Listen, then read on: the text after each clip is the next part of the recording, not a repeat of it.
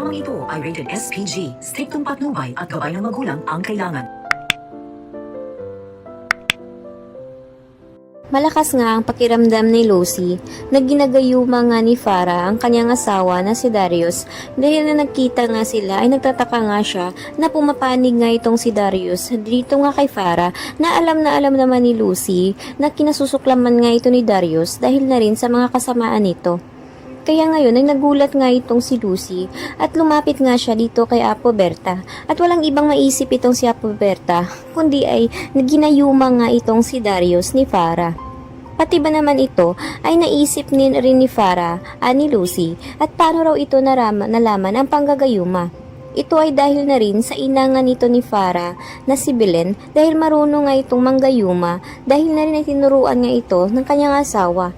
Subalit ay matagal nga niya itong hindi ginamit dahil na rin ayaw rin niya itong gawin dahil ayaw nga niyang palitan ng asawa nito kahit na wala na nga ito matagal na. Kaya ngayon naman ay nagtataka nga itong si Lucy kung bakit kinasusuklaman na siya ngayon ng kanyang sariling asawa na si Darius na imposible naman itong mangyari dahil alam naman nilang pamilya sila at meron pa silang anak. Kaya hindi nga mapapatawad ni Lucy ang ginawa ngayon ni Farah dito sa kanyang asawa. Kaya naman nagtutulungan na nga itong si Apo Berta at si Lucy kung paano nga nila makuha ulit itong si Darius. Subalit ay matindi nga itong gayuma ang ginawa ni Farah dito kay Darius dahil nga napalapit na nga itong nang lubusan si Darius dito kay Farah.